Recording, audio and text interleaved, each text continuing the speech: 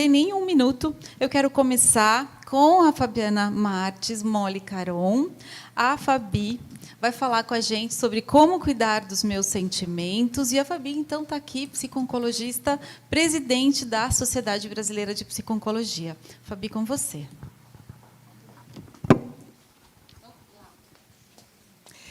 Obrigada, Luciana. Agradeço, estou muito honrada com o convite aqui, né, do Instituto Oncoguia, e vou falar para vocês um pouquinho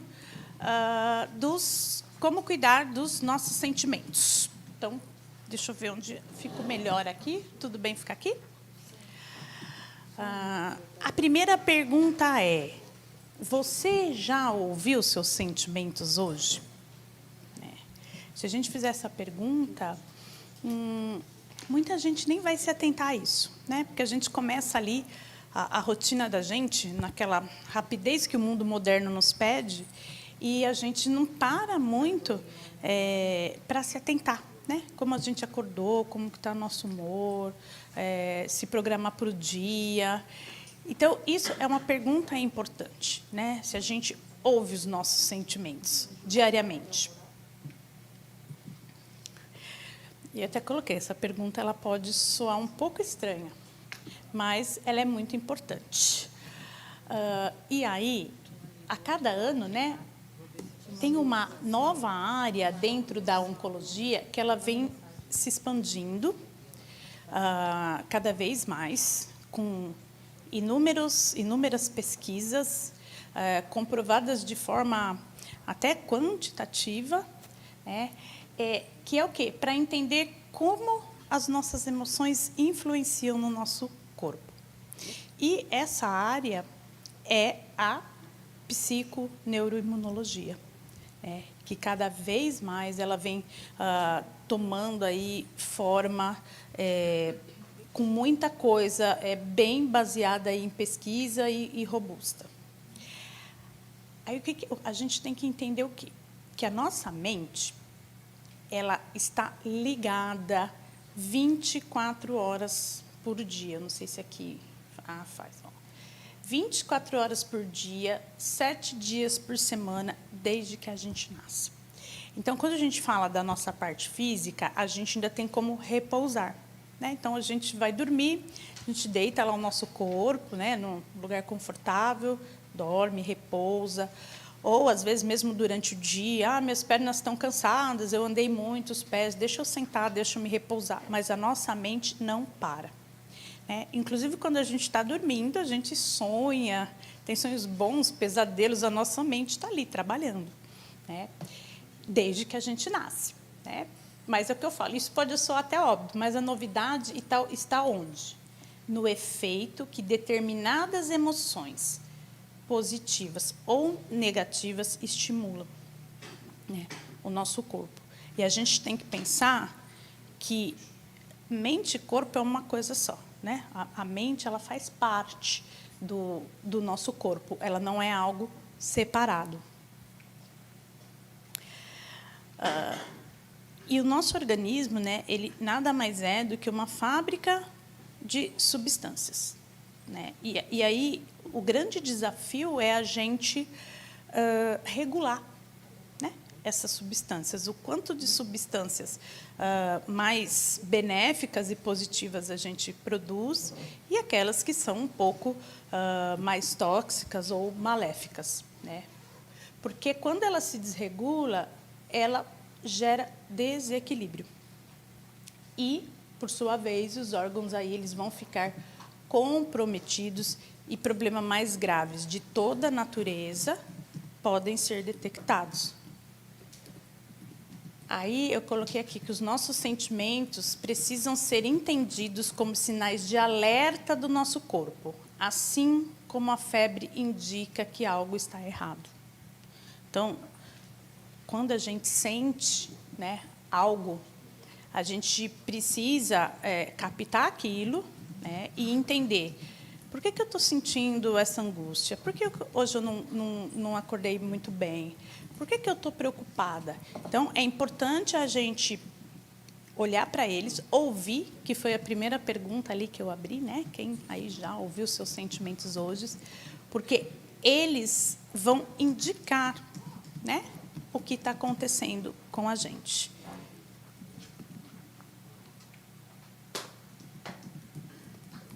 E aí, quando a gente reconhece, né, nossos medos, nossas impotências, nossas frustrações, angústias, isso conta pontos para a proteção do nosso sistema imunológico, tá? Que é o nosso sistema de defesa, né? Então, a gente tem aqui, dentro da gente, eu sempre dou esse exemplo, né? O doutor Caponeiro está aqui, se eu estiver errado, o doutor já corrige.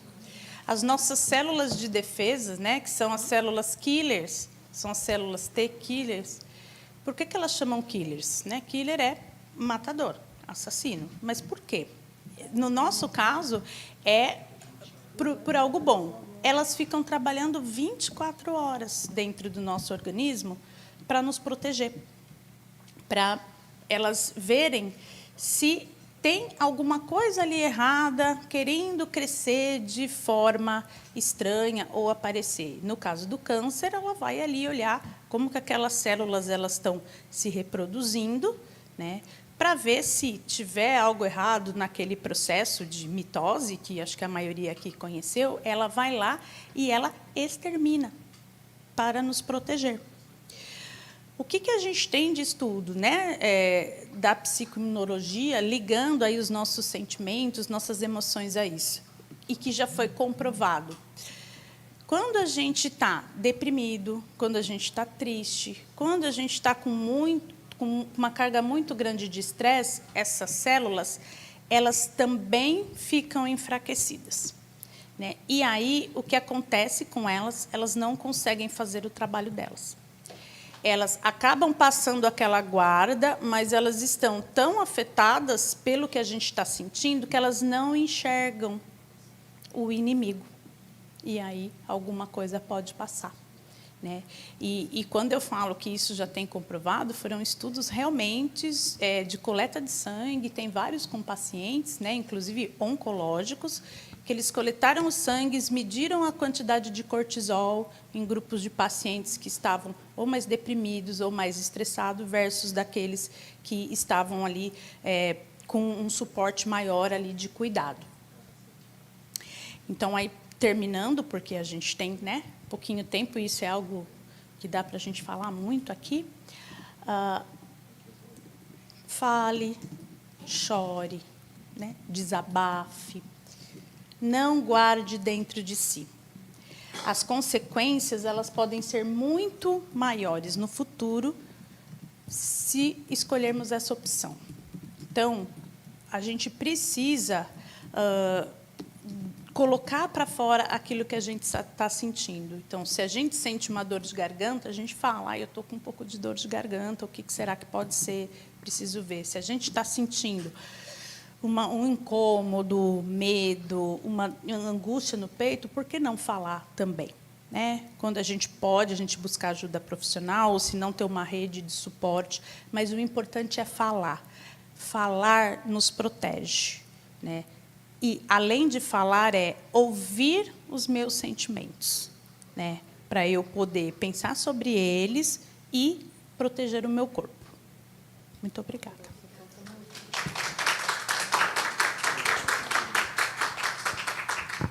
Obrigada, Fabi. Vamos passar, então, para a Georgia Silveira de Oliveira. Georgia, bem-vinda. Então, já pegando carona aqui, Georgia, como é que o paciente faz, né, para se manter nutrido durante o tratamento do câncer? Oi, gente, boa tarde. Primeiro, agradecendo a SBOC, esse convite, tantos anos a gente engajado na oncologia, grandes pessoas aqui. Obrigada, Lu.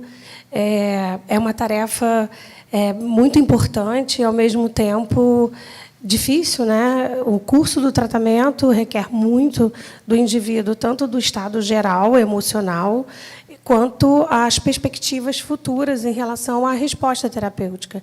E aonde o nutricionista, onde a intervenção nutricional faz esse apoio, né? Faz esse comando de permitir com que esse paciente tenha direito e com dignidade do tratamento, conjugando qualidade de vida para a tolerância. Então, eu vou ser breve um pouco dos termos mais técnicos, para a gente poder abrir aqui um fórum de uma mesa muito colaborativa para o tratamento do câncer. Eu sou nutricionista oncológica, só me apresentando só um pouquinho. Sou especialista pela Sociedade Brasileira de Nutrição Oncológica, pela Braskem. Sou membro colaboradora da SBOC, coordeno a Oncologia DOR, um grupo forte de nutrição de oncologia clínica hoje no Brasil. E é com muita satisfação e muito cuidado e carinho, que eu digo, que eu levo o curso de mais de 20 anos dentro da oncologia. Então, eu digo que não foi eu que escolhi a oncologia, eu acho que foi a oncologia que escolhe a gente, né? Então, vamos seguir. Declaro que não tenho nenhum conflito de interesse, propriamente dito, só para a gente entender um pouco como que... onde é o apontamento aqui? No primeiro? Nesse aqui. Tá. Então, só para esse entendimento de como a gente está num número crescente do desenvolvimento do câncer, e a gente tem uma estrutura no Brasil, entendendo que o serviço, né, que abraça todo esse paciente ainda precisa de engajamentos como esse, engajamentos de ciências de parte científica, técnico, pesquisa, atitudes públicas também. Aí, entendendo o que é a desnutrição, o que esse paciente passa, estimativas mostram que 10 a 20% dos pacientes em desnutrição no câncer são candidatos a óbito. E isso pode ter uma resposta de intervenção precoce com uma nutrição ativa e efetiva. Isso se dá não só pelo diagnóstico, mas também por todos os efeitos colaterais que esse paciente é impactado ao longo do tratamento, né? É notório, todo mundo sabe que esse paciente ele trata com os efeitos adversos como inapetência, mucosite, diarreia, a próprio estado emocional potencializa a anorexia, e isso são fatores que são desfavoráveis para o estado geral desse paciente, podendo levar à desnutrição propriamente dita. E aqui, então, vem aquela pergunta: o que eu posso fazer para manter esse paciente nutrido ao longo do processo terapêutico? Eu chamo a atenção aqui para a obesidade, que foi um destaque da ASCO, onde ela coloca ações de saúde pública, ações de prevenção e controle da obesidade, uma vez que a gente fala que o paciente obeso é um paciente desnutrido. Estudos e muitas evidências científicas já comprovam que um paciente com muita superfície corporal de massa gorda e baixa superfície corporal de massa magra é um paciente que ele pode ter mais toxicidade à quimioterapia, ele pode cursar com complicações cirúrgicas, desnutrição da sua, diminuição na sua funcionalidade, hospitalizações mais longas e, claro, diminuição da sobrevida global e impactando a qualidade de vida ao longo do curso do tratamento. Então, para deixar bem claro, essa imagem é uma imagem que ela questiona um pouco, que a gente fala muito de índice de massa corporal, né? Um indivíduo com uma superfície corporal alta, muitas das vezes ele não é nem encaminhado para o serviço de nutrição. E aqui fica claro que aqui é o indivíduo sarcopênico, ele tem a mesma IMC, mas ele é desnutrido. E aqui é o indivíduo que tem bastante massa muscular. E aqui ele tem índice de massa corporal diferente, mas todos eles mostram que tem baixa densidade de massa muscular. Portanto, entendemos que preservar a massa muscular vai dar mais qualidade de vida para esse paciente ao longo do processo terapêutico. Então, quais são os passos para manter esse paciente nutrido, né? Eu começo dizendo que são passos com desafios. Imagina que eu tenho um paciente que ele está fazendo todo aquele processo de síndrome de má absorção, de plenitude pós-prandial, inapetência, ele tem uma relação com a comida muito difícil, porque os alimentos têm a característica de alteração da percepção do paladar, né? Vamos imaginar, gente, com muita vontade de comer, sei lá, um prato com muita proteína, e algumas drogas têm uma característica muito fácil de perceber que ele faz uma rejeição à proteína animal. E a gente sabe que, para recuperar a massa muscular, precisa aumentar a ingestão proteica do indivíduo. Então, olha que desafio para eu poder intervir nesse processo terapêutico nutricional. Então, se dada a forma de uma avaliação nutricional adequada, existem vários métodos de avaliação nutricional, métodos mais sofisticados e métodos mais simples e rápidos, e a gente tem acesso a isso. Identificação precoce. Então, o time de cuidado todo ele tem que entender que esse paciente precisa, o quanto antes, entrar num curso de cuidado para minimizar esses efeitos tóxicos e dar mais tolerância ao tratamento. Eu estou falando muito rápido, gente, porque 10 minutos a gente fica achando que é muito pouco. A avaliação das complicações do risco, então, a gente entender se eu tenho diarreia, tenho uma intervenção nutricional para diarreia, existem suplementos probióticos, simbióticos, ou seja, existem recursos para eu minimizar aquele efeito tóxico e dar uma condição terapêutica melhor nutricional. Entender se esse paciente ele tem manejos dietéticos, por exemplo, uma dieta hiperfracionada para um paciente com sensação de plenitude gástrica, suplementos nutricionais com densidade calórica e proteica alta, que é um recurso mais rápido para o indivíduo que tem uma inaceitação dietética da sua fase oral, e a intervenção nutricional de precisão, que é aqui onde o profissional de nutrição, especialista em oncologia, especialista em suplementação nutricional oral, enteral ou parenteral, vai saber precisamente o momento de agir e como fazer o diferencial para sobrevida e qualidade de vida desse indivíduo ao longo do tratamento.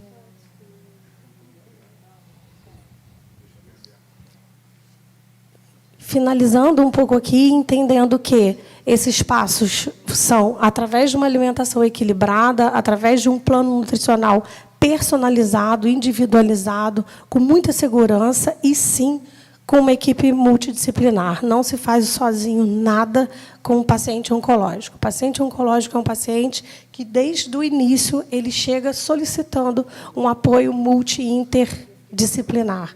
Não existe um nutricionista fazer uma intervenção nutricional sem que ele tenha um apoio emocional, sem que ele tenha uma reabilitação física, sem que ele tenha um aconselhamento do oncologista dele, mostrando que esses efeitos colaterais podem ser minimizados com inúmeras ações, e assim a gente chega no sucesso terapêutico desse paciente oncológico.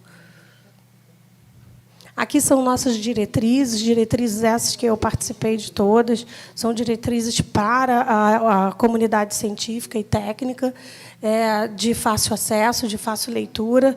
É uma maneira da gente homogeneizar e estender esse cuidado da manutenção nutricional, melhorando a qualidade de vida do paciente oncológico. Eu vou passar isso aqui, que são as necessidades que a gente preconiza. Nessas diretrizes todas estão elas, inclusive alguns consensos. Não poderia deixar de falar de prevenção. Aqui são os 10 passos, os 10 pontos importantíssimos que a gente deve valorizar todos os dias. É importante o nosso paciente ele ter consciência que ele deve limitar o consumo de alimentos ultraprocessados, de carne saturada, aumentar a ingestão de fibras, de frutas, de cereais. A gente mora num país que tem acesso a tudo isso muito fácil, né? A gente tem a cultura de entender que comer um alimento com menos embalagem e mais in natura é fácil, é comum, dos nossos olhos veem. A gente se assusta quando acha aqueles copões imensos prontos de bebida, os combos de sanduíche que você coloca no micro-ondas. A gente gosta, né, da culinária no Brasil.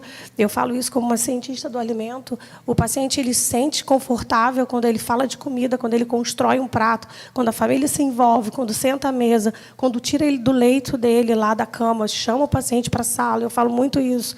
Ele tem uma disfagia, mas a gente vai todo mundo comer uma comida com consistência diferente. Não é ruim. Ninguém vai achar ruim comer um mousse, um sorvete. Aí todo mundo acha que o paciente só pode comer aquilo e que vocês vão comer o churrasco. Não. né? A gente vai ter o dia de sentar, traz o pacientezinho à mesa, vamos compartilhar do que ele come. A comida dele também é uma comida muito especial, tem amor, né? Tem um envolvimento, tem adaptação. Eu falo, a cozinha adaptativa é uma cozinha para todos nós. A gente sabe que um processo de envelhecimento, processo de mastigação, deglutição, vai ficando mais debilitado. Então, por que não trazer isso precocemente para o nosso dia a dia, para a gente compartilhar desse momento com o nosso paciente?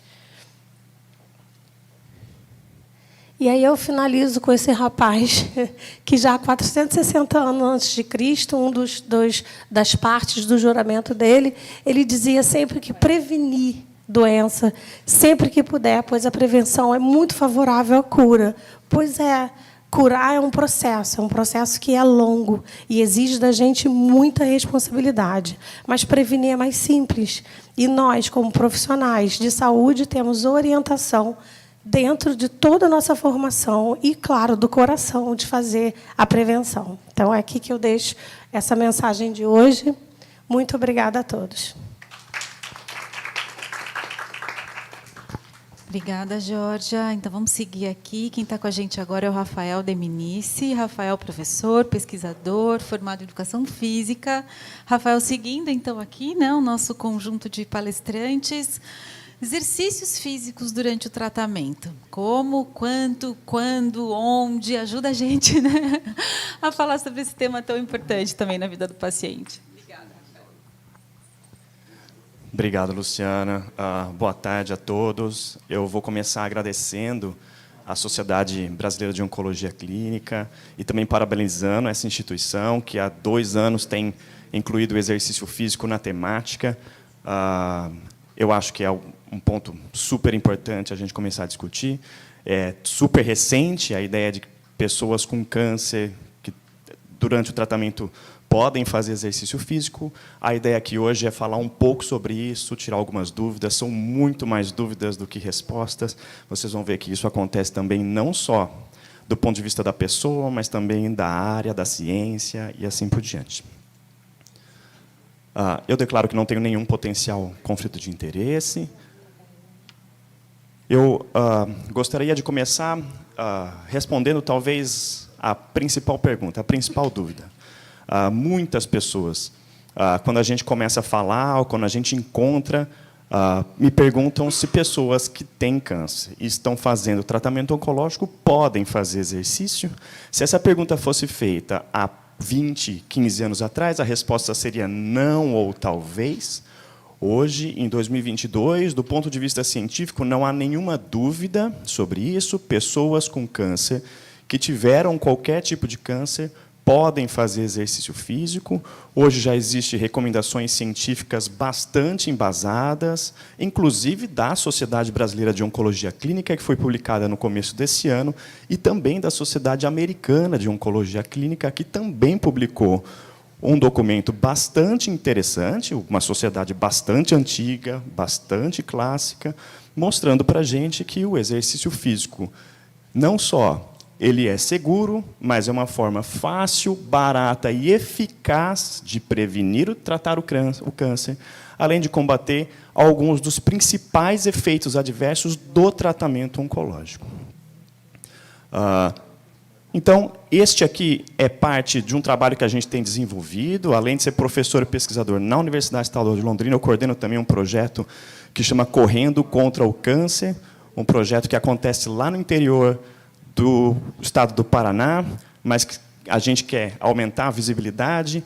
A gente trabalha, o principal objetivo do projeto é incluir pessoas com câncer, fazendo tratamento ou não, na prática de atividade física, torná-las mais fisicamente ativas. E essa é uma das mensagens que a gente tenta passar. Não há nenhum medicamento que causa mais efeitos benéficos do que o exercício físico.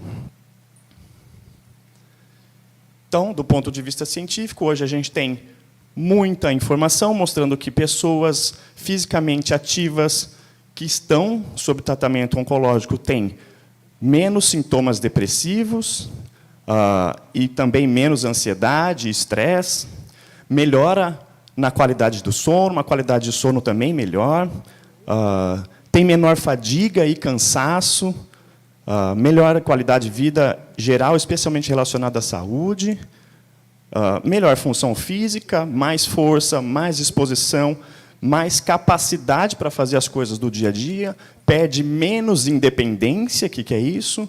Provavelmente tem que pedir menos ajuda e consegue viver independentemente, além de reduzir a mortalidade, o risco de quedas e o tempo de hospitalização quando precisa fazer uma intervenção cirúrgica ou uma intervenção hospitalar. Mas é claro que, já que todo esse material que eu mostrei para vocês é científico e está escrito no papel, a gente tem uma dificuldade sempre na prática. E a prática é mais complicada, não é? E aí, então, eu vou tentar responder para vocês alguma das dúvidas, ou as principais na prática, quando, como, quanto e onde essas pessoas podem começar a se exercitar. Então, a gente vai começar pelo quando. É importante a gente entender que pessoas com câncer podem se beneficiar do exercício físico a qualquer momento depois do diagnóstico. É muito interessante que pessoas fisicamente ativas, que são diagnosticadas com câncer, têm melhor resposta para quase todo o processo de tratamento, mas é claro que uma pessoa que não é fisicamente ativa e recebe o diagnóstico oncológico hoje, pode começar a se exercitar já no dia do diagnóstico, por exemplo. É claro que isso não é fácil, a gente pode conversar sobre isso depois, mas, do ponto de vista prático, sim, pode começar a fazer exercício a qualquer momento e pode, inclusive, continuar fazendo ao longo da vida e do tratamento. Então, esse é um trabalho escrito e publicado por mim no ano passado, que mostra quais são as fases do tratamento oncológico, quais as evidências sobre o benefício da prática de atividade física e do exercício ao longo do que a gente chama de 3 grandes fases, que é o pré-tratamento, entre o diagnóstico e o início do tratamento primário, durante o tratamento, seja ele qual for, a químio, a rádio, após a cirurgia, e também após o tratamento, até quanto isso durar. A gente espera que dure muito. Tudo bem? Então, tem muitos benefícios colocados aqui sobre quando as pessoas podem começar. Quanto antes, mais benefícios, mas nunca é tarde para começar. Esse talvez seja um dos principais pontos. Quanto? Talvez essa seja a parte mais avançada da área de exercício e oncologia. Existem recomendações já da Organização Mundial de Saúde sobre a quantidade de esforço físico que a gente deve fazer durante a nossa semana. O que a gente fez no trabalho realizado pela SBOC, em colaboração com outros pesquisadores brasileiros, utilizou esta abordagem da Organização Mundial de Saúde e colocamos quais os benefícios para esse tipo de pessoa. Então, aqui a quantidade é de 150 minutos por semana de atividades moderadas. Atividade moderada é aquela atividade que deixa você um pouco cansado só, um pouco ofegante, ou 75 minutos por semana de atividades vigorosas, aquela que te deixa um pouco mais cansada, aquela atividade mais organizada, musculação, natação e todas essas. Ou uma combinação equivalente entre elas, você pode fazer meia hora de um, 20 minutos do outro, e assim sendo. Mas a gente já sabe que até 300 minutos por semana os benefícios são ainda maiores. A gente também pode usar os contadores de passo, isso é fácil hoje em dia no telefone, no relógio. A gente já sabe que entre 6 e 7 mil passos por dia é um número mínimo de passos, então comecem a contar os passos de vocês. Pessoas que dão mais que 7 mil passos já têm uma proteção, até 10 mil passos, mais proteção ainda. Mas é claro que se você não consegue atingir essa recomendação, não consegue dar 10 mil passos, especialmente durante o tratamento oncológico, qualquer movimento conta. Isso quer dizer que quanto mais, melhor, e quer dizer que qualquer quantidade já traz algum benefício. Então, outro material que a gente tem divulgado lá no nosso instituto, a gente dividiu 150 por 7, e isso é 22 minutos. 2% do seu dia. 2% do seu dia que faz você ter menos câncer, mais saúde e mais qualidade de vida. Então, a gente tem falado sobre 22 minutos e 2% de todo o dia que você tem. Aonde? Esse também é outro ponto. Tem muita gente que acha que pessoas que têm câncer, especialmente estão fazendo tratamento, têm que fazer exercício em clínicas especializadas, ou no hospital, ou lugares assim. Não. Um local adequado é aquele lugar que traz alguma segurança e que seja agradável e que, de preferência, especialmente durante o tratamento, que tenha profissionais habilitados. E esse também é um problema da área de educação física, que a gente também pode falar sobre isso depois. É uma das principais barreiras para a prática de atividade física hoje nessa população, é a falta de profissionais qualificados. Então, o exercício pode ser aquele... Opa, estou perdido aqui. Aquele mais organizado, na academia, nas clínicas de reabilitação, mas também pode ser nos parques, na rua. E essa aqui é uma foto de algumas das campanhas do nosso projeto Faz lá na cidade de Londrina. Esta outra questão importante: pessoas podem se beneficiar se não tenham um personal ou se não tenham um profissional, mas aquelas que não têm também têm algum benefício. Os estudos científicos mostram que, se mais supervisionado, melhor, mas aquelas pessoas que não têm supervisão também se beneficiam disso. Então, para aqueles que precisam de um profissional e ainda não sabem onde encontrar, a gente está trabalhando para a construção de uma rede. Então, a gente chama de Rede Correndo contra o Câncer. A gente está tentando mapear todos os locais que já têm um profissional especializado, ou instituto, ou ONGs, ou universidades que têm um projeto parecido, e a pessoa entra no nosso site e acha lá, na sua cidade, se já tem um lugar que oferece esse tipo de serviço. Vocês podem acessar ali, ó, correndocontraocancer.org/rede, e já tem bastante gente cadastrada. Quem souber, manda mensagem para a gente cadastra. Para terminar, como? E aí também é uma pergunta que tem pouca resposta, mas a gente já consegue falar um pouco sobre isso. Mas de qual exercício ou atividade a gente está falando?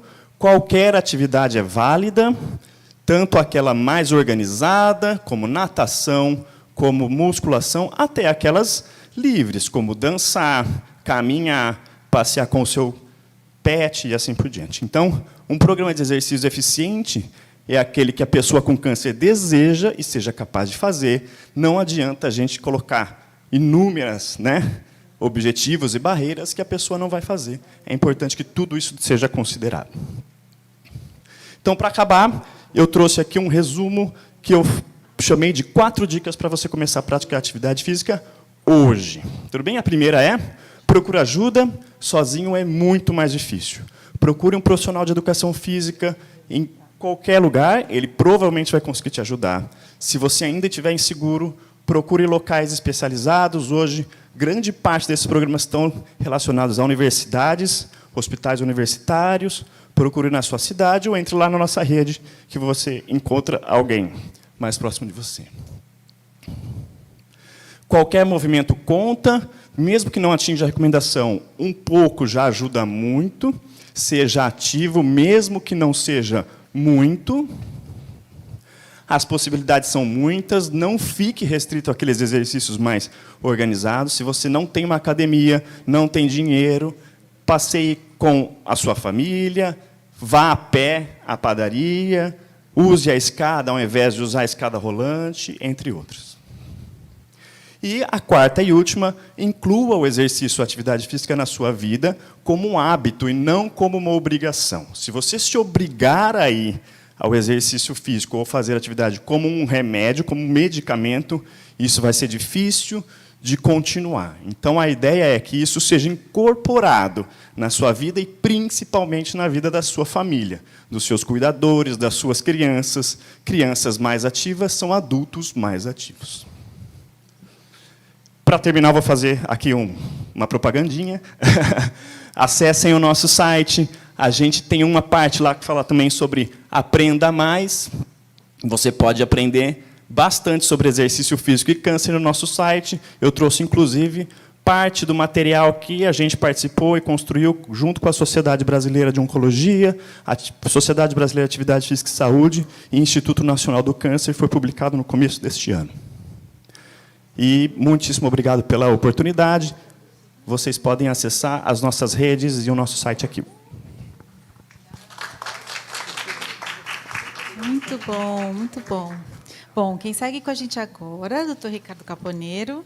Dr. Ricardo é oncologista do Centro Especializado de Oncologia Hospital Alemão Oswaldo Cruz e cuidados paliativos, né, doutor Ricardo? Quanto mais cedo, melhor, certo?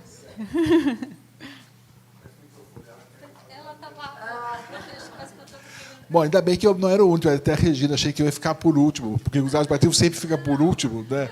Mas eu vou entender que não é o último porque é o fim, né? A gente vai discutir exatamente isso, mas porque eu vou juntar tudo que vocês viram até aqui, né? Vocês viram que tudo que a Fabiana falou tem que começar quanto antes mais cedo, né? Tudo que a nutricionista falou tem que começar quanto antes mais cedo, que o Rafael falou quanto antes mais cedo. Então, e tudo isso, nada disso, embora melhore a vida com câncer, melhore a sobrevida com câncer, nada disso trata diretamente o câncer, nada disso cura o câncer. Se perguntar, Rafael, então, em vez de fazer quimioterapia, posso só fazer exercício? Não, né?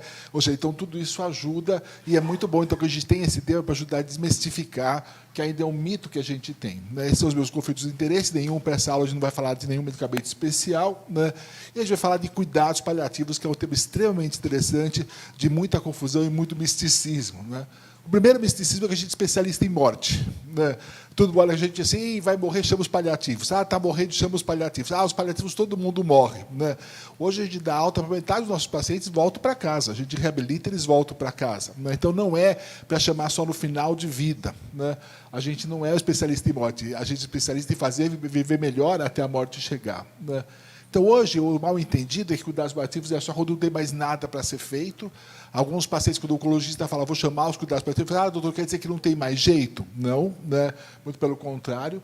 Muita gente chama próximo ao final de vida, né? A gente tem histórias de paliativistas que foi chamado no dia para dar o atestado de óbito do paciente, né? Ou a gente é chamado, às vezes, para sedar o paciente. Olha, ele está muito confortável, vai lá e seda ele, né? Então, ainda acontece nos nossos hospitais hoje, mesmo os hospitais de primeira linha, o paliativista ser chamado para fazer sedação exclusivamente, né? Algum senador da República disse que teve a morte com grife, né? Vocês vão lembrar, né? O ano passado foi que é a morte com grife, né? E assim por diante, a gente sempre associado como uma falta de perspectiva, um final de vida que não tem mais nada para fazer, né? Então, o mais importante é cuidados paliativos não é para o final da vida, cuidados paliativos não é para o final da vida, cuidados paliativos a gente vai ver, é para usar o quanto antes melhor, né? Então, vocês viram que a gente tem hoje, a gente tem a terapia dirigida contra a doença, né? A gente tem a terapia antineoplásica, radioterapia, quimioterapia, cirurgia, imunoterapia, que algumas vezes cura, né? Mas não sempre, coisa que os oncologistas às vezes não sabem, né? Eles acham que o último imunoterápico vai curar todo mundo, né? Porque você triplicou a sobrevida, os pacientes vão ficar curados. Não tem dúvida que faz os pacientes viver mais tempo hoje, mas mesmo com as novas armas terapêuticas, a resistência ainda é a regra. Mesmo com a terapia-alvo, com a oncologia de precisão, com a imunoterapia, mais cedo ou mais tarde, a grande parte desses pacientes morrem. Claro, a gente está curando uma porcentagem deles, mas a grande parte morre. Então, isso a gente chama de terapia antineoplásica, né? Aquela que tem intenção de ser remissível, e tem intenção de ser curativa. Não é que ela vai ser curativa, ela tem essa intenção. Muitas vezes a gente usa a cirurgia como paliativo, radioterapia para tratar dor, quimioterapia como paliativo, então ela também pode ser paliativa. Mas, fora disso, a gente tem tudo que vocês viram até aqui, né? Tratamento dirigido para a pessoa. Então, quando vai passar com a Fabiana, com a Georgia, com educação física, é para controle de sintomas, né, os decorrentes da doença e os decorrentes do tratamento, né? Tem vários estudos hoje que mostram que hoje 90% dos pacientes oncológicos têm fadiga. 60% tem náusea, né? E o oncologista fala assim, não, mas isso é normal do tratamento, né? É comum, mas não é normal. 90% com fadiga, né? Tem paciente que fala assim, doutor, o câncer está melhorando, mas eu não saio mais da cama, né? E aí não tem mais massa muscular, não paro mais em pé, isso causou depressão, né? Não tem vontade de comer, ou seja, às vezes como consequência também tem o neoplásico, né? Então, a gente tem os sintomas também que o tratamento provoca. E aí, assim, o oncologista, quanto maior a chance dele conseguir uma remissão, mais malvado ele é, né? Se é paliativo, ele faz uma quimioterapia branda, mas se é para curar, ele pega pesado e aí ele causa mais sintomas, né? E esses sintomas persistem muitas vezes até quando a doença desapareceu. Hoje, para quem trabalha com dor, tem um menor de pacientes com neuropatia, induzida por quimioterapia, principalmente oxaliplatina, e que vão carregar essa neuropatia por anos a fio, né, por 5 anos até. Né, danos psicológicos, a Fabiana já deu uma aula brilhante sobre isso. A gente faz terapia hormonal por 5 a 10 anos e não vê os danos que isso causa. Né? Aí pega uma paciente de 40 anos e induz a menopausa nela. Né? Ela vai ter perda de massa óssea, dano cognitivo, perda de massa muscular, perda de libido. A gente acaba com a vida da paciente. Claro, mas curamos do câncer. Né? Mas a gente precisa ter todas essas sequelas, senão a gente pode melhorar essas sequelas. Né? Então, curar do câncer é bom. E é sempre, como vocês viram aqui, uma abordagem multidisciplinar, multidimensional. E envolve não só o paciente, mas deve envolver, né, nem sempre envolve, familiares e cuidadores que também sofrem estresse junto. Né? Não é só o paciente que sofre, a família também sofre junto. O exercício também é para a família, né? Também é para o cachorro, né? Para todo mundo que vai junto.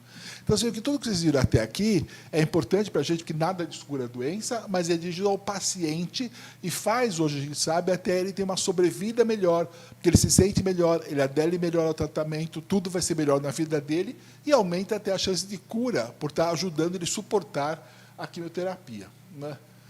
E outro aspecto importante é a comunicação com o paciente. Ele precisa entender tudo isso. Né? Então, a gente diz assim, 2 coisas são importantes de cuidados paliativos: o controle de sintomas, né, e a comunicação. São as 2 partes mais importantes. Então, ele precisa ter adequada compreensão da doença. Às vezes, o paciente não entender o que a doença significa. Aí vai para a Fabiana e fala, não, mas o médico falou que é grave, mas eu vou ficar curado. Não caiu a ficha. Né? Caiu a ficha para os de hoje. Né? Os antigos, os novos não sabem cair, porque eles não sabem o que é ficha. Né? Mas tem uma adequada compreensão da doença.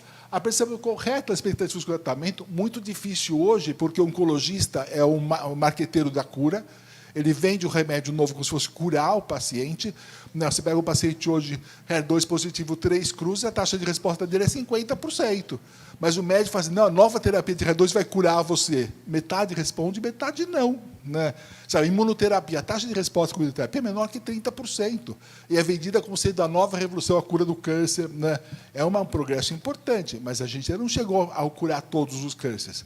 E a gente acha que a gente não vai curar câncer nunca. Né? A gente controla a doença, a pessoa morre antes de outra coisa, e por isso ela não morreu de câncer, porque se ela vivesse até os 120, todo mundo teria o câncer de volta. Né? Ajudar a tomada de decisão adequada. Né? Isso é importante. Os pacientes acham que vai curar, eles acreditam no oncologista, e às vezes eles decidem coisas erradas. Né? Então, a gente precisa saber se estão tomando e ajudar o suporte. Não é fácil dizer não para o oncologista, não é fácil dizer chega, não aguento mais, para que eu estou sofrendo muito, para que não está adiantando nada. Né?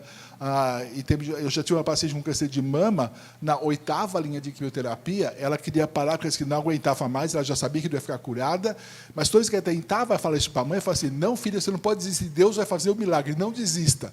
E ela continuou fazendo quimioterapia até a véspera da morte, não por causa dela, mas porque ela não conseguia falar com a família para decidir o que ela queria melhor para ela. Né? Então, precisa ajudar o paciente a tomar a decisão dele. Né? Claro que a gente não fala sobre cuidados paliativos todo dia, a gente não fala sobre morte todo dia. Embora a gente saiba, espero que vocês saibam, eu sei contar para vocês, que todos aqui vamos morrer. Né? Não sei se contaram, né? Mas a gente não fica planejando isso. Né? Eu fui fazer um procedimento cardíaco, eu dei para o meu cardiologista minhas diretivas de vontade. Eu falei, se tudo der certo, ótimo. Né? Mas se não der, está aqui, não quero ir para a UTI, não quero ser entubado. Se eu não ficar com capacidade de trabalhar, não quero continuar. Né? Então, se tiver com complicação, eu fizer um infartão durante o procedimento, me deixa morrer lá. Né? Já a gente tem que fazer assim, quando eu dei isso para ele levou um susto. Falei assim, não, mas é só um procedimento. Né? Nunca se sabe. Né? Então, assim, todo mundo vai ter isso na bolsa. Né? Então, a gente não fala sobre tudo, embora devesse falar, a gente não fala todo dia, não é para conversar na sala de jantar, na hora do jantar, né? Mas é importante a gente saber, que as pessoas que estão perto da gente, o que a gente quer, até onde a gente quer ir, quais são os nossos valores. Né? Então, para isso, a gente precisa conhecer a pessoa que a gente está tratando. Né? Sabe assim, depende de cada um. Eu já tive um senhor de 65 anos de idade que falou assim, eu já sou viúvo, aposentado, já vi meu neto, já vi meu bisneto, eu só estou aqui porque eu não quero sofrer. Viver 6 meses a mais, 6 meses a menos, não faz diferença para mim. Isso é uma coisa da pessoa. Tem gente que aos 98 está fazendo plano para o futuro. Né? Então, a gente tem que saber quem é a pessoa. Tem que saber qual é a sua biografia, quais são os seus desejos, o que tem valor para ela. Né? E auxiliar na tomada de decisão com significado. Né? A pessoa tem que entender o significado daquilo que está decidindo, quais são as implicações daquilo. Né? Esse eu trouxe para minhas amigas psicólogas. Né? Muitas vezes o que a gente vai falar como paliativista da comunicação vai trazer conflitos importantes para a pessoa, né? Tem um grande impacto, né? A pessoa chega no médico e vai ficar curada. Quando você faz sua quimioterapia, vai aumentar a sua sobrevida, mas não vai curar você, isso traz um grande impacto, né? Então, a gente tem que tomar cuidado, a gente tem que fazer uma comunicação muito precisa, mas, na verdade, é isso que a gente quer que a pessoa entenda, né? Ou seja, o que ela está decidindo e por quê, né? E a gente tem que lutar contra o marketing da sociedade atual, que é o erro da medicina atual, que a gente tem que viver mais, né? Não sei de onde tirar que a gente tem que viver mais. Hoje, já saiu, tem um artigo publicado na JAMA, que é de um grupo chamado Global Burden of Disease, né? Eles mostraram assim, quanto a gente abrevia da expectativa de vida, assim, quantos anos antes você está morrendo do que seria esperado, mas já colocaram quantos anos você tem de desabilidade. E essa taxa de desabilidade está por volta de 10 anos. Então, aquele sonho que a gente tem que vai ver até os 90 jogando tênis, não vai, né? Não vai. Assim, a gente está tendo uma faixa de 10 anos de desabilidade. Então, mais do que reduzir a expectativa de vida, né, a gente reduzir a expectativa de desabilidade. Como diz a Ana Cláudia Arantes, acho que ela vai estar daqui a pouco no outro simpósio, né, a gente precisa saber quem vai trocar nossas fraldas quando a gente ficar velho, né?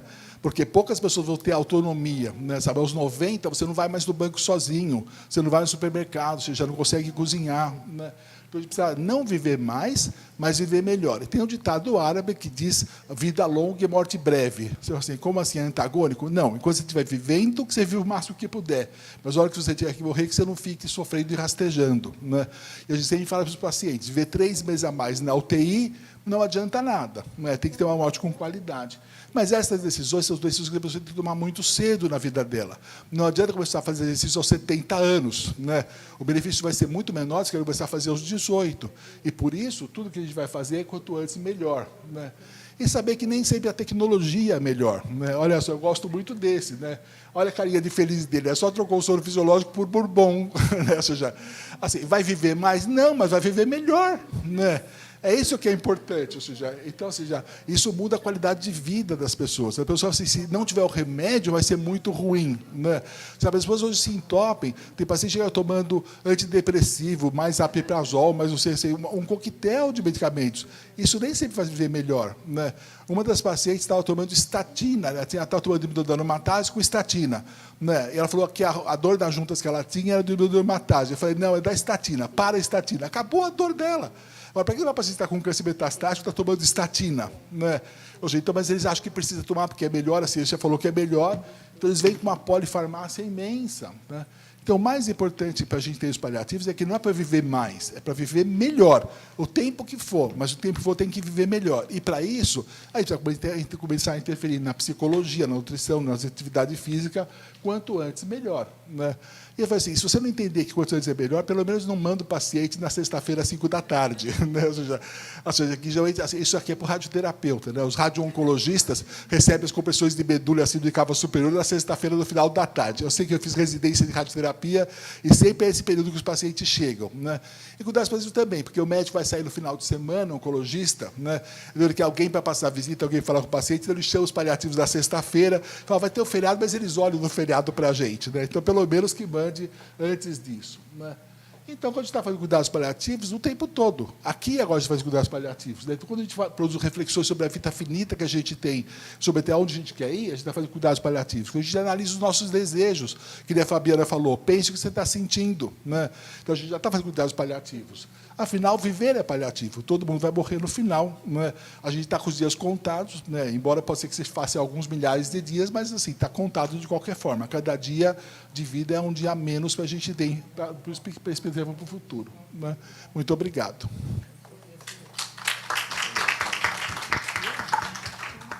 Obrigada, Ricardo. Então, agora para a gente, né, começar a encerrar esse nosso painel e seguir para a conversa, queria chamar a Regina Liberato, psicóloga, psiconcologista, para falar sobre espiritualidade, então, né? Tem suas perguntinhas, então? Tá aqui. Ó. Não, tem coisa para passar. Bom, primeiro eu queria agradecer a SBOC, né, e ao Oncogui o convite para esse espaço que é importante, né, gente, um espaço para falar com o paciente dentro de um congresso médico, né? Depois eu queria dizer que o doutor Ricardo... Estou falando duas coisas ao mesmo tempo, não consigo.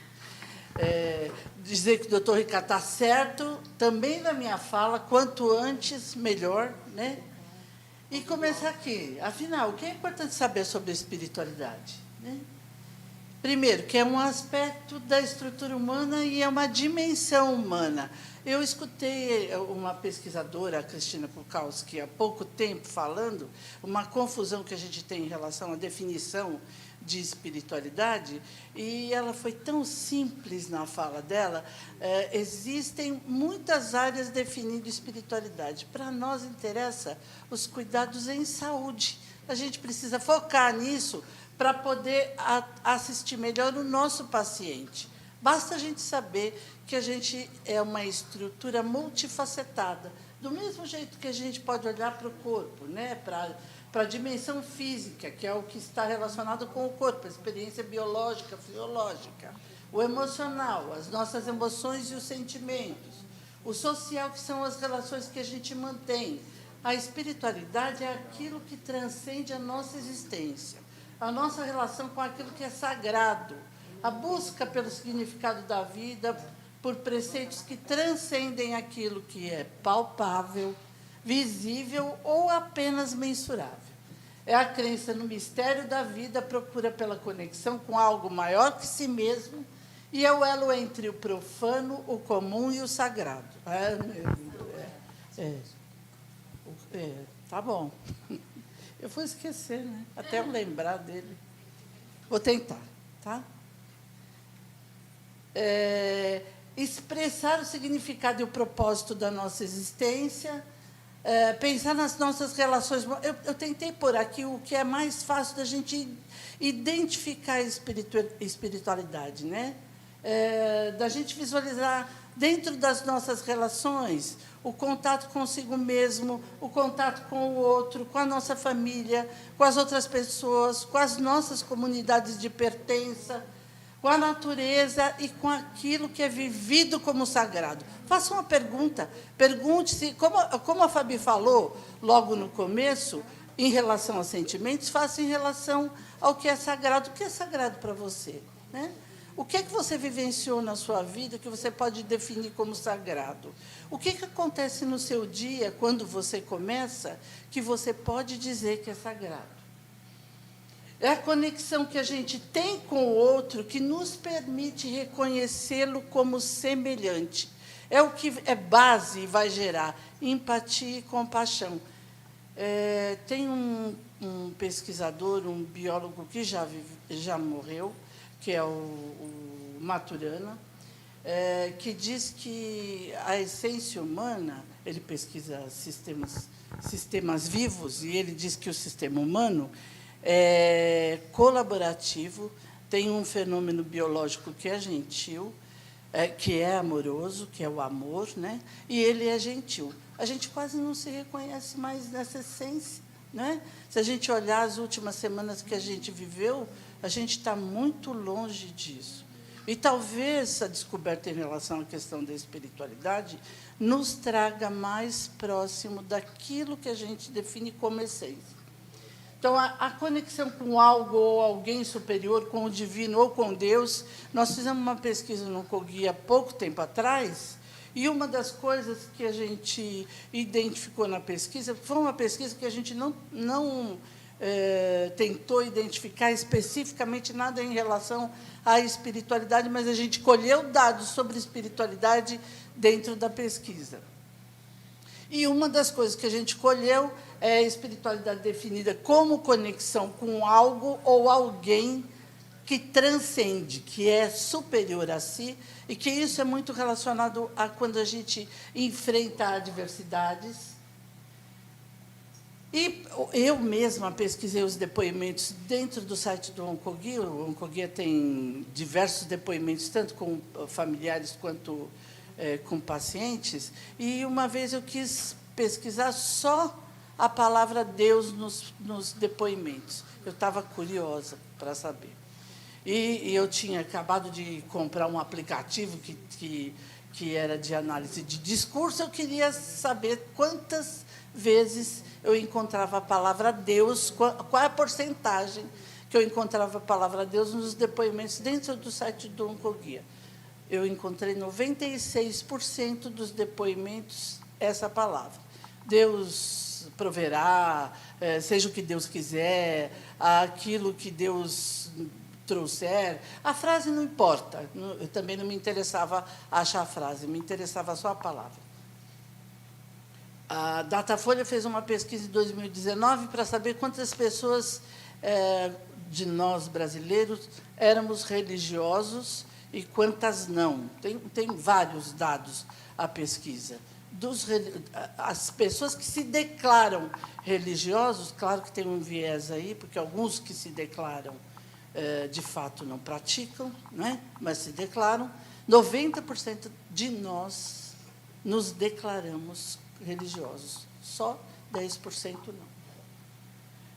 Então, é uma conexão com alguém superior e não se restringe à religião. Porém, a pessoa é, a todo momento, atravessada pelos aspectos socioculturais e religiosos da comunidade de pertença, a comunidade a qual ele pertence. Opa! Como é que eu posso cultivar a minha espiritualidade? Eu pensei no nome da palestra. Né? Quem deu o nome foi você, Lu? Eu pensei no nome da palestra, pensei lá na frente, antes de escrever, porque eu sempre faço isso, quando eu vou escrever a minha. E aí eu pensei, cultivar. Né? O que é cultivar? Para a espiritualidade cabe muito bem.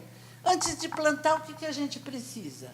Reconhecer o terreno que a gente vai plantar. Né? Então, é bom a gente saber que terreno é esse. A gente sabe isso através do autoconhecimento. A Fabi falou sobre os nossos sentimentos, e ele é um bom trajeto para a gente ir até o nosso autoconhecimento. Que chão é esse que eu vou plantar? Depois eu vou ter que escolher sementes, de preferência que elas sejam boas sementes, porque senão eu não vou ter uma boa colheita. Para elas serem boas colheitas, o autoconhecimento também vai me ajudar. Se eu planto algo, o doutor Ricardo também falou algo importante. É bom, o doutor Ricardo e também o Rafael. Rafael disse assim, escolha uma atividade física, escolha o que você gosta. Vai fazer uma que você não gosta, você não vai fazer mesmo. Você vai fazer uma prática espiritual, faça a mesma coisa. Procure algo que tenha a ver com você, procure algo que você goste. Essa é uma boa semente. Depois você aduba. Porque se você não fizer um esforço de adubo, não vai crescer nada. Depois você limpa bem as ervas daninhas, porque pode ser que cresça coisas que você não espere. E depois você espera o tempo de colheita. Na espera do tempo de colheita, tem coisas que são importantes. Paciência e tolerância, que parece que a gente está com dificuldade de ter ultimamente. Então, está aí mais um motivo para a gente exercitar a espiritualidade. Cultivar pode ser através de práticas religiosas, que uma boa parte de nós escolhe, porém, ela não é a única via para isso. A autoconexão, meditação, mindfulness e kindness também, que é um outro tipo de meditação novo agora, que inclui também mais alguns aspectos além do foco. A arte, os relacionamentos, então, relacionamentos que são importantes para vocês e que têm o poder de transformação, exercer o amor e a gratidão. E no que a espiritualidade pode me ajudar? Não é? Os estudos mostram que a espiritualidade contribui para o bem-estar geral, a qualidade de vida, a sensação de felicidade, as fontes de afeto e de cuidados, reduz índices de depressão e ansiedade, é um fator decisivo na superação de situações adversas, auxiliando na adaptação, estratégia de ajustamento, muito importante na oncologia, porque a gente precisa se adaptar às frentes que vêm aparecendo quando a gente começa a receber as notícias, não é, doutor? Qualquer uma, desde do diagnóstico, para aderir ao tratamento, para lidar com os efeitos colaterais, para lidar com notícias difíceis, para lidar com o fim da vida, para lidar com os procedimentos que vão aparecendo, para aquilo tudo por um período, para aquilo tudo que aparece por um período longo e crônico, né? E facilitando o processo de enfrentamento com relação ao processo saúde-doença. Porque, de vez em quando, a gente fica mais voltado para o lado da saúde, como o doutor Ricardo falou. Aqui eu fiz uma entradinha um pouquinho na questão da religião. Eu não gosto de dividir a espiritualidade e a religião, mas, ultimamente, a religião também ficou muito evidente e vale a pena a gente falar dos benefícios que ela traz, já que o nosso povo é bastante praticante de paradigmas religiosos, né? Então, regula comportamentos de saúde e estilo de vida por restrição de vícios, oferece suporte social, porque é uma comunidade religiosa e não tem um grupo mais persistente que uma comunidade religiosa. Oh, meu Deus, não, como volta aqui? Promoção de autopercepção positiva, então, ajuda, auxilia na autoestima e na rede relacional de segurança e de aceitação. Qualquer pessoa que tenha problemas, qualquer problema é aceita na comunidade, é recebida na comunidade. Adversidades, né? Não opções políticas, por exemplo, mas adversidades são bem recebidas. Oferta de recursos específicos de enfrentamento, então, um enfrentamento construtivo, narrativas de fé e ressignificação de vida, manifestação de sentimentos positivos como amor e perdão, e possíveis efeitos relacionados à bioenergia para cura e recuperação. Essa reunião científica que eu participei, que essa pesquisadora participou, chega, né? Só tem mais uma. Que essa pesquisadora participou, ela chamou atenção numa coisa. Nós estamos numa área que a gente tenta aprisionar todas as questões para que a gente possa entender melhor, para que a gente possa ver, para que a gente possa mensurar, para que a gente possa qualificar de um jeito que a gente otimize a utilização daquele construto qualquer. E aí a Cristina chamou atenção para a gente em relação à espiritualidade e disse, cuidado com a espiritualidade, não tentem descascar tanto a ponto de tirar a possibilidade do humano abrir mão a respeito do mistério da vida, né? A vida é misteriosa mesmo.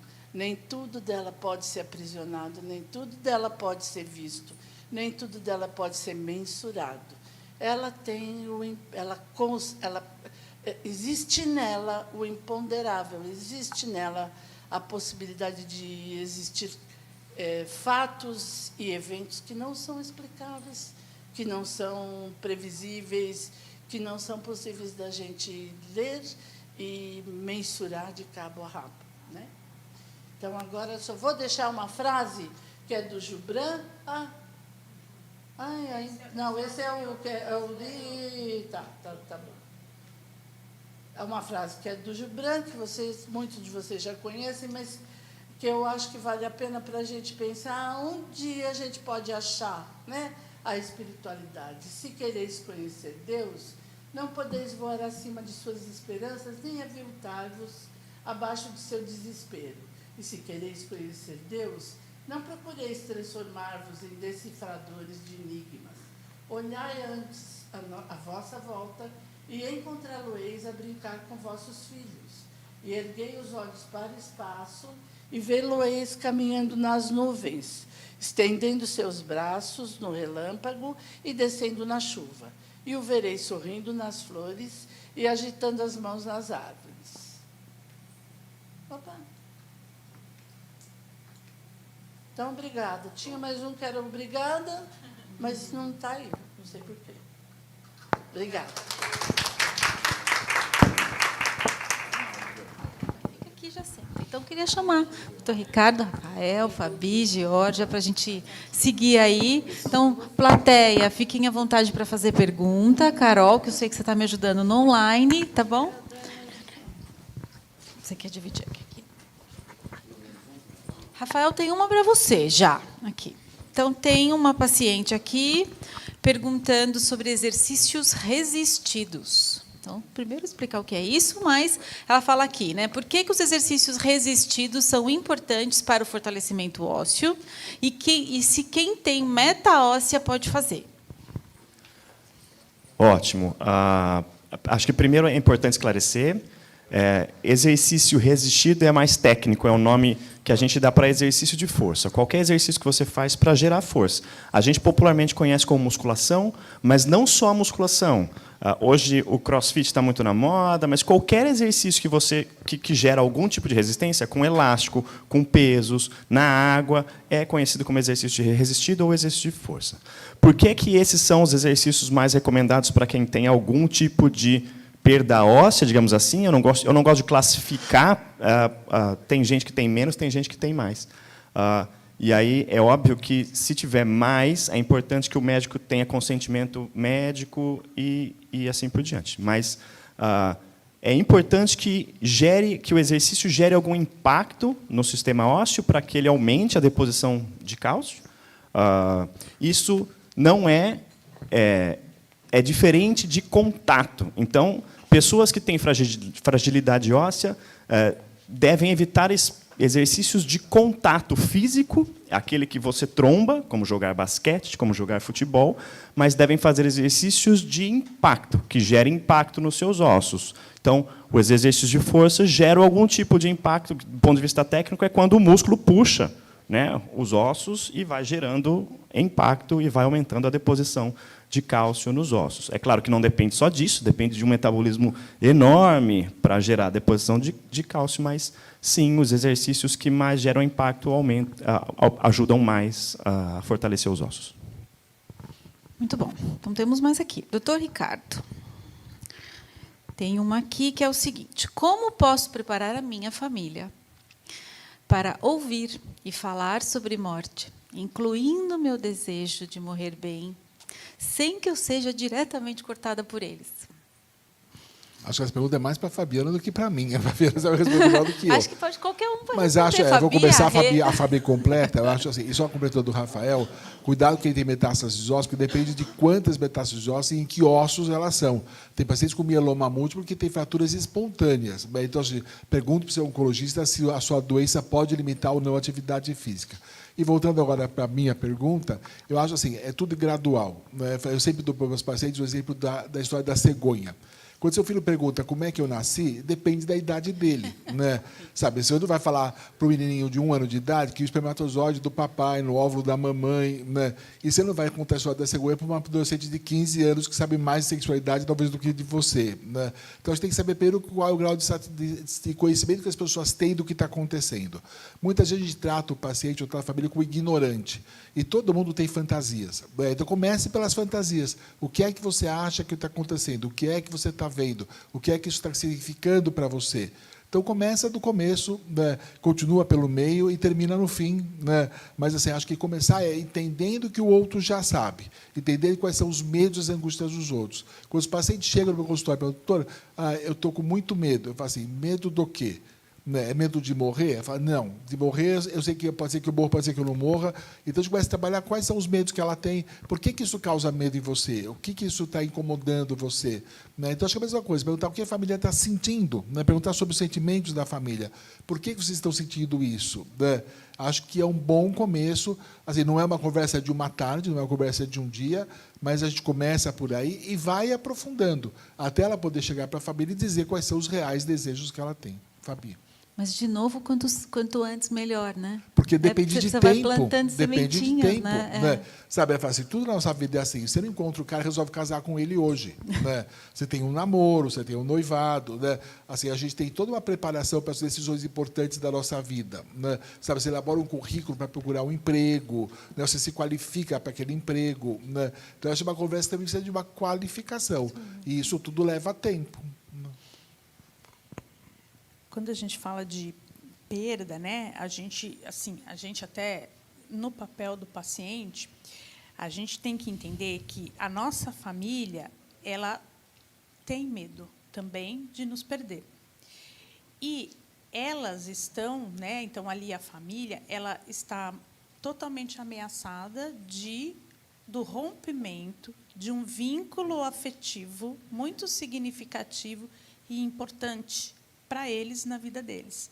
Então, muitas vezes, é claro, depende de cada caso, a gente precisa ter o tempo, igual o doutor Caponeiro falou, mas a gente tem que ter o olhar de que é tão insuportável para aquele que vai ficar, né, perder alguém que ele ama e que representa tanto na vida dele, por N questões, que, às vezes, essa incapacidade da família, muitas vezes, ela não é nenhuma coisa racional ou assim de má vontade, às vezes vem como uma negação, mas no sentido de preservação mesmo, porque é tão insuportável eu perder aquele que eu amo, aquele que eu depositei tantos sonhos, tantas perspectivas, expectativas, e que agora vai ser me tirado, que eu não consigo falar sobre isso.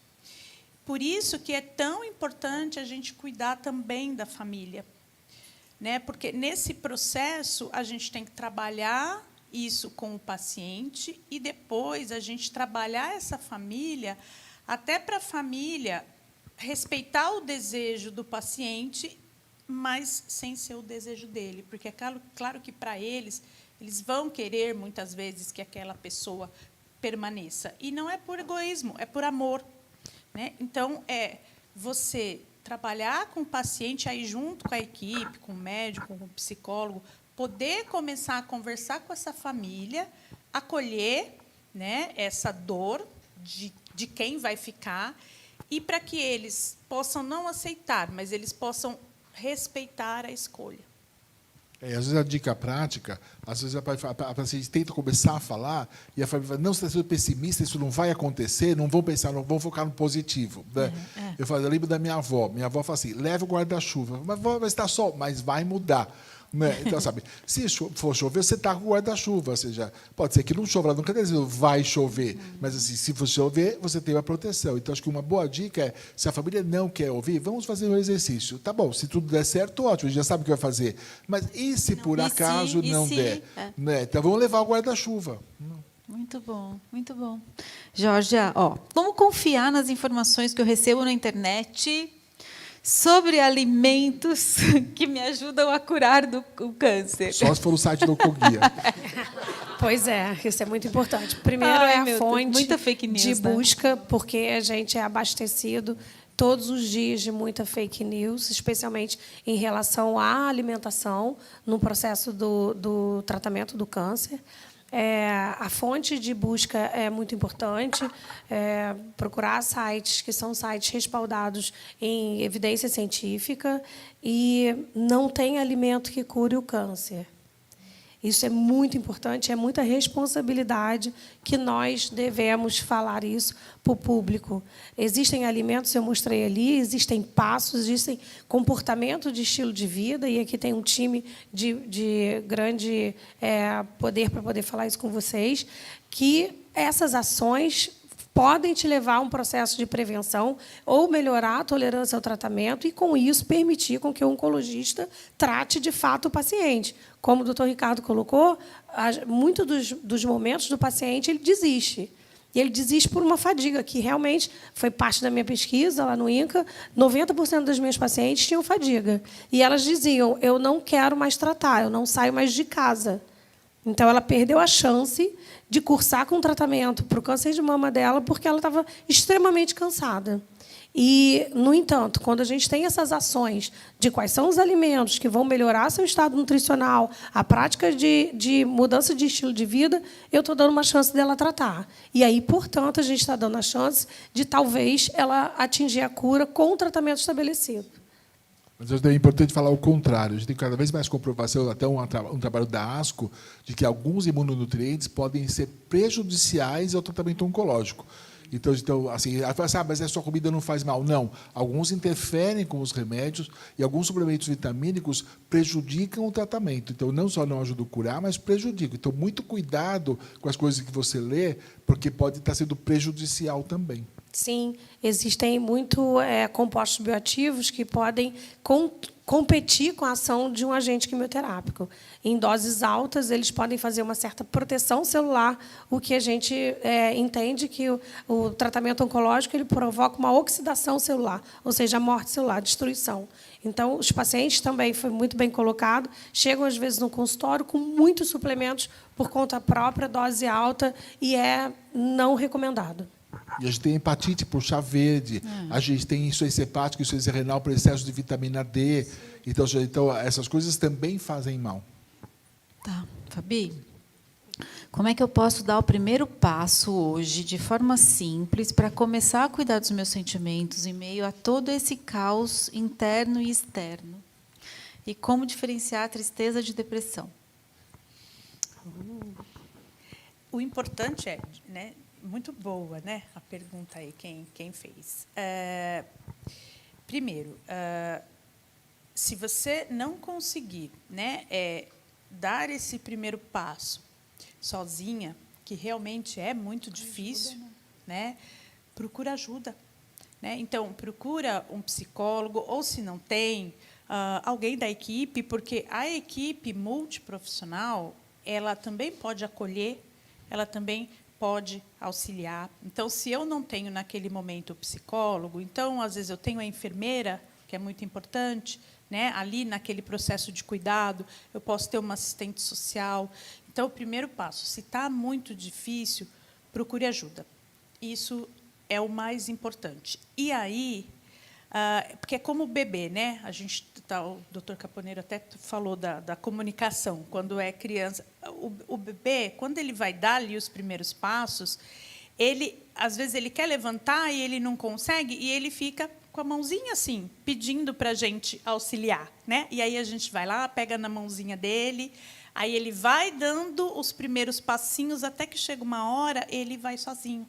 Né? Então, é importante isso. Né?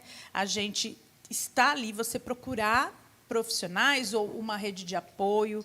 Né? Então, a gente tem o Oncoguia, a gente tem outras instituições para te ajudar. E aí a gente vai, no começo, juntos, de mão dadas, e aí, depois, você se fortalecendo dentro desse caos, né? Porque aí a gente consegue organizar o caos. No primeiro momento, a gente acha que não, mas depois a gente consegue organizar esse caos, e aí você vai poder caminhar sozinha. E a outra? Tristeza de depressão. Então, hoje a gente tem... a depressão ela ficou uma coisa muito banal. Né? Então, tudo é depressão, e não é assim. Né? A depressão ela é uma doença que precisa de tratamento, mas as pessoas não se permitem ficar tristes. E ficar triste é importante. Faz parte do processo de vida, independente se a gente adoece ou se a gente não adoece.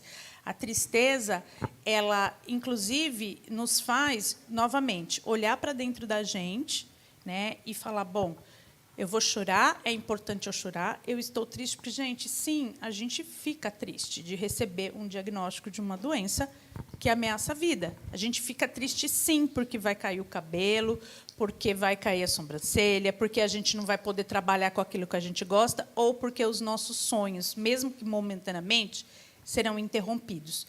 Então, a gente tem que validar essa tristeza, e isso é saudável. Né? Essa tristeza ela é saudável e ela também nos protege.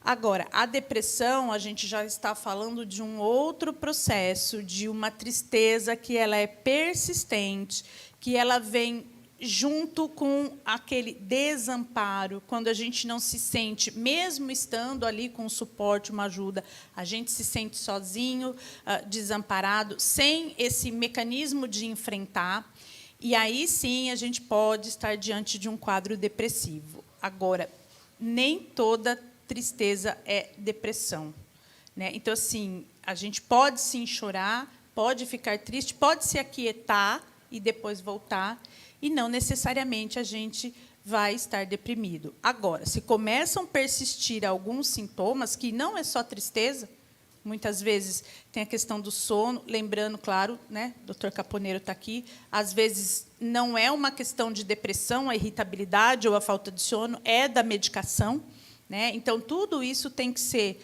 muito bem avaliado. Agora, se for realmente diagnosticado uma depressão, também tem tratamento, né? Também você vai ter ali as pessoas que vão te ajudar para que você saia, porque a depressão, ela, dependendo do caso, ela também é por um período, né? Que a gente fala, inclusive, da depressão reativa. Então, o importante é estar se sentindo, né, incomodada, procura ajuda, que a gente vai, então, achar. Lembrar que a tristeza é um dos sintomas da depressão. A depressão é mais do que a tristeza. De dica prática, o paciente fala assim, doutor, meu pet morreu, por isso eu estou triste. Ótimo, é tristeza. Mas faz um ano, é depressão. Né? Sabe, por causa da tristeza, você não levanta da cama, não quer mais tomar banho, pedir demissão do emprego, é depressão. Então, é tudo uma questão de intensidade e duração. Se está sendo intenso demais, tendo muita pressão na sua vida, está durando muito tempo, isso já tende à depressão. Se é uma coisa momentânea, a vida da gente é de equilíbrio. A gente não é alegre o tempo todo. A gente é alegre, a gente é triste, a gente tem calor, a gente tem frio. A vida vive na polaridade dos extremos e a gente tenta achar o equilíbrio. Né? E o quanto isso impacta, né? No nosso social. Então, eu estou tão triste que eu não consigo realmente mais tomar banho, me levantar, me arrumar. Opa, então aí a gente tem um problema que a gente tem que especificar. Então, é o quanto isso está me incapacitando de tomar ali a minha vida e seguir com a minha rotina. Eu só vou fazer uma colocação rápida. A fadiga, nesse estudo meu, a gente identificou que quase todos os pacientes usavam antidepressivo. Então, isso é muito importante. Elas estavam tristes, porque elas estavam impedidas do cotidiano delas. Óbvio, triste, porque estavam submetidas a um tratamento extremamente agressivo, mas muitas não eram deprimidas. Muitas tinham alegria, esperança em viver fadiga, exato. Então, era fadiga em cima de fadiga. Então, essa polifarmácia, às vezes, ela é muito prejudicial para o paciente e a gente tira a chance dele dizer que está triste. Sim, ele pode sentir a tristeza. Quem não sente tristeza todos os dias, um pouco, pelo menos, né? E, então, a gente permitir um tratamento mais adequado, sem medicar, confundindo e já diagnosticando uma depressão. Você tem um remédio ótimo, mas que chocolate é ótimo, né? Mas depois tem que ir para o Rafael fazer exercício. São os fitoquímicos, e olha que é bem interessante mesmo. Efeito colateral grave. Queria falar sobre a relação médico-paciente, né? Da gente não descuidar disso. Ela é muitas vezes uma porcentagem enorme do tratamento, né? Então, se a gente sentir algo que é diferente, né? Se a gente sentir uma tristeza que é diferente, se a gente sentir a tristeza, é quase um sacerdote, né? No início da sua profissão, você estava ligado à imagem do sacerdote, não é? Não tem uma pessoa melhor para comentar, até porque entre tristeza e depressão você precisa fazer um diagnóstico diferencial. A gente não consegue fazer, é difícil fazer. Existe isso que o Ricardo falou, dessa energia que vai para dentro e acaba dificultando que a gente faça passos, que a gente dê passos fora, que a depressão tem e a tristeza nem sempre, ou tem em quantidade completamente diferente, ela é um critério diferencial. Se o médico achar que precisa de uma avaliação psiquiátrica, ele vai fazer um encaminhamento. E aí o remédio vai ser solicitado, o médico vai ser solicitado, o remédio vai ser solicitado, e o médico que está fazendo o segmento disso vai estar ciente do que está acontecendo. Então, fazer uso da relação terapêutica, né? Porque ela é importante, nem sempre a gente se dá conta disso, nem sempre a gente pode fazer esse uso mais completo. Quem está no SUS, quem está na medicina de grupo, nem sempre pode ter esse espaço tão grande, mas tentar fazer o máximo que conseguir. Isso é importante, porque essa é uma crítica da medicina. A gente medicaliza muito tudo, né? A lidar com a tristeza talvez dependa muito mais do psicólogo e leva tempo para lidar com a tristeza. Receitar antidepressivo é 2 minutos. A França é o país do mundo que mais consome antidepressivo, ganha dos Estados Unidos com o antidepressivo.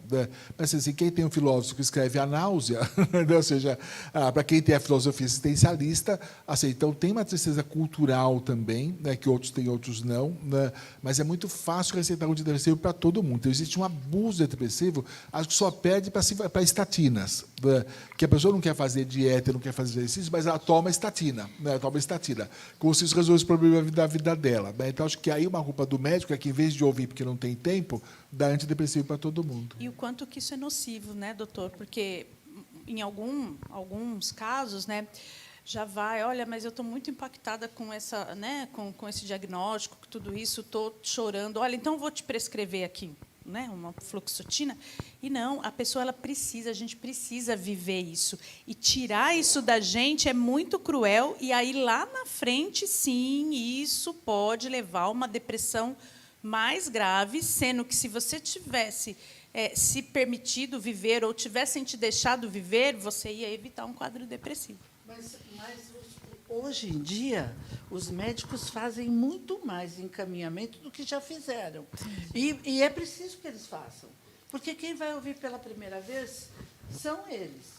Porque, se não for com eles que o paciente for falar, ele vai ficar perdido no fluxo e não vai ao psicólogo. Porque, para ir sozinho ao psicólogo, é muito mais difícil. É muito mais difícil. É preferível. Até por vias burocráticas, né? Sim. O convênio não paga. Exato. Sim. Então, ele precisa ir até o médico vai precisar aprender a aguentar essa ansiedade da prescrição e fazer o encaminhamento para a sua equipe interdisciplinar, né? Eu acho que só uma reflexão final aqui para a gente realmente encerrar. Né, Ricardo, vou pegar o que você trouxe ali, né, que hoje, se a gente está prometendo o viver mais, né, que seja melhor, e para mim está claro, né, é disso aqui que o paciente precisa. E eu acho que o quanto antes, de novo, mas eu ainda acho que, assim, tem um ponto que a gente vê na prática, é que isso ainda não está disponível para todo mundo. Né? Assim, principalmente orquestrado, principalmente, né, provavelmente com um oncologista, né, como um coordenador do cuidado, onde essa conversa aconteça. Olha a quantidade de conexão que a gente fez aqui. Não, e o mais importante, o tempo inteiro, um apontava para o outro, né? A gente está E o falando assim, de pacientes que pro estão com paciente. câncer, né? A Organização Mundial de Saúde, a OICC, tem um trabalho que 1/3 das neoplasias poderia ser evitado com vida saudável. Dieta, exercício, vacinação. Mas as pessoas não tomam vacina para HPV, não fazem dieta, né, não fazem exercício físico. A obesidade cada vez mais obesa. No Brasil, 60% das mulheres estão em obesidade. Né? E aí, assim, mas isso poderia evitar câncer. Então, se não trata câncer, evita câncer. Acho que é importante dizer também que, quando a gente trata essas coisas como um dever, né? Eu já participei de alguns eventos e as pessoas, umas vezes, falam assim: não tem mais desculpa para a pessoa não fazer exercício. Não é bem assim. Enquanto a gente traz a culpa para a fala, não é? Você põe a culpa na pessoa porque ela não se movimenta. Esse é um fardo muito grande, certo? Enquanto a gente tratar a falta de movimento, a falta de nutrição saudável como uma culpa, a gente não vai resolver o problema. A gente teria de tratar o exercício físico, a prática de atividade física, como um direito. Então, à medida que a gente atende as pessoas lá na universidade, que é pública, a grande maioria das pessoas, né, vem do SUS e elas têm menos direito, não é isso? Tem menos tempo, elas vêm de outras cidades, passam o dia inteiro esperando para ser atendida, tem que trabalhar, tem que cuidar dos netos, porque a filha saiu para trabalhar. Em geral, as mulheres estão sozinhas em casa. Então, qual é a... E você ainda culpa ela porque ela não se movimenta, ou se movimenta menos. Então, este também é um problema. A gente precisa adotar a ideia de que a nutrição, a psicologia, a atividade física é um direito e não um dever Perfeito. da pessoa, Muito bom. especialmente dessa pessoa que está fazendo um tratamento oncológico. Muito bom. Isso envolve políticas públicas também, né? Aqui é fácil, que tem uma Exato. orla fácil para andar. Eu andei hoje 3 quilômetros lá, até andei 3 quilômetros lá. Vai ver as Mas em calçadas, São Paulo, né? As calçadas São Paulo, de as São calçadas Paulo. irregulares, tem Não dá. buraco, você cai na rua ou é assaltado. Não é assaltado. assaltado. Não é. Exato, Então, exato. Não é tão simples. Então, talvez a gente possa pensar aqui, né, porque a gente teve um evento há pouquinho tempo, que isso tem a ver com cultura. Não é só, é um pouquinho para lá, para que a população possa perceber isso como direito e tratar como direito, porque ela percebe como direito, mas na hora de tratar como direito, ela acusa como dever. Então, a hora que ela acusa como dever, a gente volta para o dever. Talvez a gente tenha que, o terceiro setor, pegar esse espaço do todo, porque na hora da prática, a gente não consegue fazer essa equipe na frente do paciente. Então, reproduzir esse cenário da equipe na frente do paciente em conversas com o paciente. Né? Talvez a gente possa fazer isso para a mudança da cultura. A gente já está trabalhando uma coisa de cultura do autocuidado, essa cultura do direito e do dever, né? Para que possa mudar posicionamento. Super. Né? E que eles sejam protagonistas, né, Rê? Isso. Porque esses dias eu dei uma aula, não me lembro onde, e adorei o que você falou, Rafael, porque é muito cruel a gente Tem ficar que. falando para Tem paciente. que. Não, mas você tem que reagir. Você tem que fazer. Gente, dependendo da quimioterapia, né, doutor, a fadiga é severa. E aí a paciente entra numa angústia porque assim, ela tem o desejo, ela quer ir fazer atividade física, levantar, mas ela não consegue. Mas é que aí por também causa tem o do efeito misticismo colateral. disso, né? O povo ainda acha que a melhor coisa para a fadiga é descansar, que é exatamente o contrário. Isso, então, né? mas aí quebrar a esse gente mito. precisa... Mas olha, o Exatamente. melhor exemplo que eu tive disso, que é cultural, eu fui com um amigo visitar um laboratório na Suíça, né? E ele parou o carro, no fundo, a gente chegou super cedo, ele parou na última vaga do estacionamento. Né?